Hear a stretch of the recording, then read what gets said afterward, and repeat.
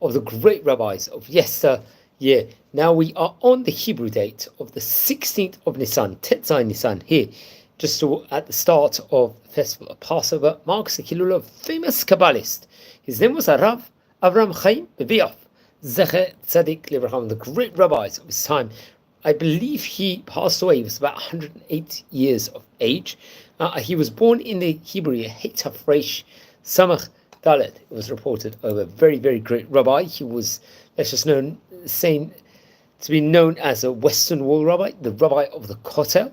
He was, let's just say, one of the first students of the famous Yeshivat Porat Yosef, let's say among the bastion of the Sephardi Yeshivot across the world, respectively. He naturally passed away on a Chol Hamoed Pesach, I believe. And let's explore a few of the highlights of the great rabbi's life. Now, he had many, many great students of the great tzaddik. They would really speak to him about him on the highest level in of itself. He was very well known to make other people sameach, happy the whole time. He studied non-stop, was learning Torah throughout. Always there was, let's say, words or verses of Torah that was coming out of his tongue the whole time. And he would strengthen many people, did a huge amount of kira work, mitchazek, the people towards Yahadut, towards Judaism, respectively. And the many Balei Teshuva actually came because of his greatness. As we stated on the onset, he was one of the first Talmidim of the famous Yeshivat Porat Yosef in Jerusalem. It is based, and he was, I believe, close when he was at a young age with a famous Ashkenazi rabbi, Rabbi Yosef Chaim Sonnenfeld, very, very great rabbi, which we can speak about more at a later stage. He was close with various different, obviously, great Sephardi rabbanim, also having been part of the, let's just say, the fabric of the famous Yeshivat Porat Yosef in Jerusalem. I think especially Rab Amram Bloya, if I'm not mistaken, who was a very great rabbi. I think the part of, or let's say, headed or established the Eidah Sfardit of the Haredi Sephardi community, particularly the Spanish North African community in of itself. He was known for being at the Kotel, spending a lot of time at the Kotel. Even especially, it was reported over the time period of the British Mandate of Palestine. He was there, he was among the shofar blowers over there, blowing the shofar, respectively. Very prominent position. We're talking about pre-1948.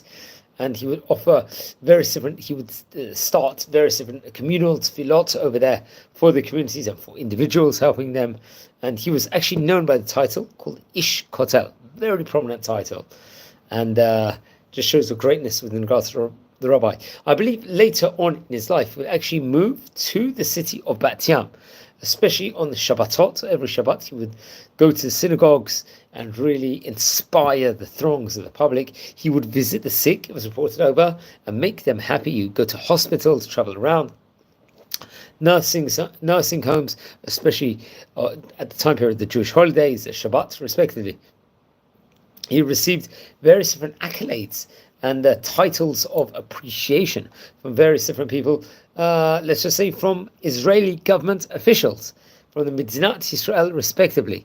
It was reported over. I believe he would get the Yakira Ir Bat Yam, prominent title in itself, and it was known as he would receive other different certificates, let's just say, from various different important nobles or important governmental officials in Israel.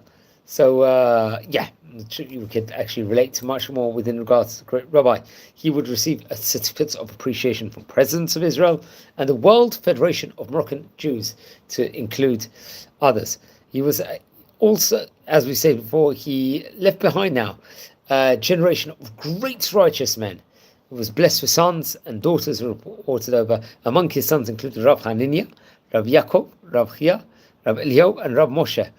And he would leave daughters, great-grandchildren, great-great-grandchildren was reported over, and much more can be said within regards to that. He was 108 years of age at the time he passed away. Now, I believe he passed away, if I'm not mistaken, in the year 2012. We're talking about 13 years ago. So 2010, so he would have been, I believe, if it was 108 years of age, he would have been born in the very early 1900s. He would have, so it was Baruch Hashem blessed with a very long life, abundant life in of itself, respectively. He was buried in Har Menachot Cemetery in Jerusalem. Then we get to light candles in his memory, one of the great rabbis of his time. Now, friends, if you are related to any of the great Chachamim we're speaking about, I would love to hear more. Please send me a comment. It's important to learn about. We are a community that's learning about the great Oriental rabbis of yesteryear, great Northern African rabbis. Please, if anyone's interested in watching any of these videos of the great Chachamim, please share the videos to other people. If you haven't subscribed yet, please subscribe to the channel now. Wishing you blessings from Israel. Take care. Chag Sameach, Moadim L'Simcha.